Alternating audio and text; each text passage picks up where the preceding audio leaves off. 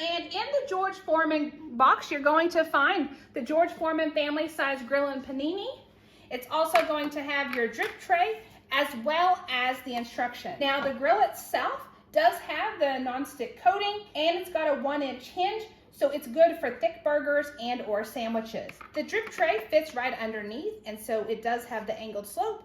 So as you're cooking, the grease is going to fall right in here. One of the features I really love about this grill is the way that it will stand up. It does stand up for vertical storage, and so it doesn't take up a lot of space in my cabinet, which is huge when you don't have a lot of cabinets. Okay, so our grill has been cleaned and we are ready to start grilling our dinner. So all I've got to do is plug it in, and we can see that the red light turned on. So what we know is the grill is not at temperature yet, and what we're waiting for is this light to turn green.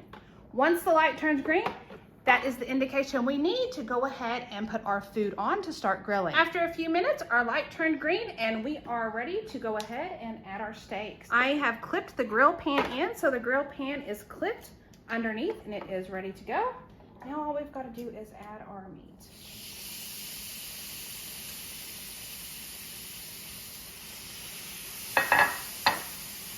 Close the lid, and then we're gonna give that about 6 minutes or so, and then we're gonna check it.